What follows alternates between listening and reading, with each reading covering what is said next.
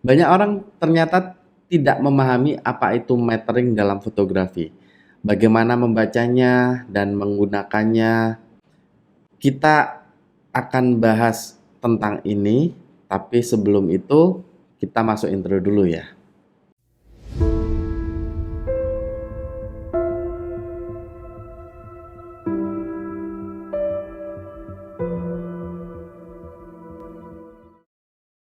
Halo semuanya, bersama saya lagi, Jeffrey Lai tentunya. Semoga kalian tidak bosan ya. Di video kali ini, kita akan berusaha memahami bersama apakah itu metering. Jadi metering ini adalah cara untuk mengukur exposure di foto kita. Oke, memang topik tentang metering ini terkesan dasar ya, basic. Tapi kita sebagai fotografer kita harus mengerti sesuatu yang basic dahulu sebelum kita melangkah lebih naik, naik, naik, dan naik. Jadi kita bakalan mempunyai pemahaman yang lebih tentang apa itu fotografi dan bagaimana kita memahami fotografi seutuhnya. Di Fujifilm, kita lebih mengenal metering dengan istilah fotometri. Oke, di Fujifilm kita mempunyai 4 macam metering. Yang pertama adalah multi, yang kedua adalah center width, dan yang ketiga adalah spot metering, dan yang keempat adalah average. Kita bisa mengaksesnya melalui menu, kemudian gambar nomor 3, gambar kamera, dan kemudian kita langsung cari fotometri. Nah, ada di sini. Oke, sekarang kita bahas yang pertama. Yang pertama adalah multi. Jadi di multi ini kamera berusaha mengukur exposure berdasarkan banyak titik yang ada di foto dan mereka punya algoritma sendiri dalam menghitungnya gitu. Jadi kalau kita lihat di exposure metering yang ada di sebelah kiri itu sedang menunjukkan di posisi 0 yang artinya menurut perhitungan multi, exposure-nya ini sudah pas gitu. Sekarang kita coba lihat kalau yang kedua, center width. Center width ini dia menitik beratkan perhitungan di tengah. Jadi yang di pinggir-pinggir agak diabaikan. Makanya itu berhubung gambar ini tengahnya agak terang, maka dia pengukurannya +1, beda dengan yang multi tadi. Yang multi tadi kan 0. Ya ini +1 karena dia mengukurnya berdasarkan bagian yang di tengah. Dan kebetulan bagian yang di tengah sekarang ini agak terang gitu. Kemudian kita masuk ke yang ketiga. Saya lewati dulu spot karena spot paling beda.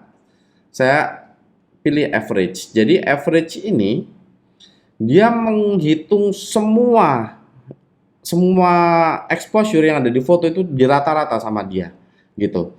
Dicari rata-ratanya dan bisa dilihat itu sekarang agak ke atas dikit plus 0,3 lah kira-kira. Jadi kurang lebihnya segitu.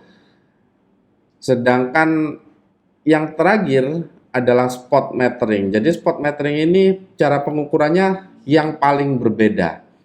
Jadi di spot metering ini kita mengukur exposure itu berdasarkan kotak yang sedang bergerak sekarang ini.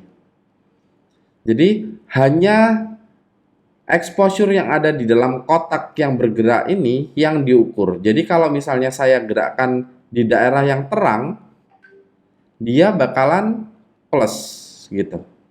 Tapi kalau begitu saya gerakkan ke bagian yang gelap, dia menjadi min gitu. Dan kalau saya taruh di yang gelap lagi, lebih gelap lagi, dia akan mengukur minus lagi gitu. Jadi jangan sampai kita salah kaprah ya dalam memahami atau membaca metering.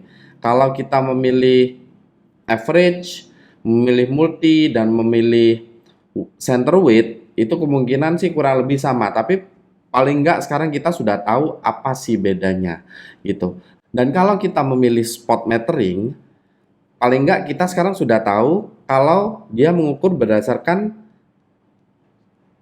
exposure yang ada di kotak yang saya taruh di daerah mana gitu. Dan kalau misalnya ada orang yang kayak kemarin nanya nih ya, loh Pak, ini exposure-nya kelihatannya pas, tapi kok dalam pembacaannya kok misalnya seperti ini, kok min 4 ya Pak ya? Padahal gambarnya terang gitu. Ya karena dia pakai spot metering dan dia taruhnya spotnya itu di daerah yang gelap, tapi dia nggak mengerti cara bacanya atau salah milih metering mode gitu. Jadi kita hindari kesalahan ini ke depannya. Jadi begitulah kita membaca metering. Semoga kita dapat lebih memahaminya. Kalau misalnya ada pertanyaan mana metering yang terbaik untuk landscape, sebetulnya tidak ada yang terbaik, tapi mana yang paling tepat untuk digunakan pada tipe foto yang kalian lagi ambil gitu. Jadi kalau misalnya kita mau ngambil yang siluet-siluet gitu ya, itu biasanya saya pakai spot metering supaya saya bisa mengukur di daerah yang terang saja.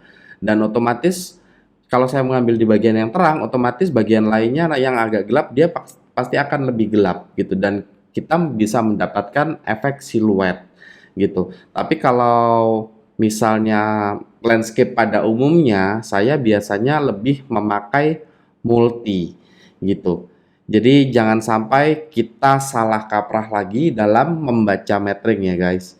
Oke, semoga tutorial kali ini bisa berguna bagi kalian, dan seperti biasanya terima kasih banyak sudah menonton video ini sampai akhir. Kalau misalnya kalian suka video ini, jangan lupa like dan juga subscribe. Kalau kalian belum subscribe, sekalian juga nyalakan lonceng notifikasinya agar kalian bisa mendapatkan update-update selanjutnya di video berikutnya. Oke guys, kita ketemu lagi next time. Have fun and happy hunting. Goodbye.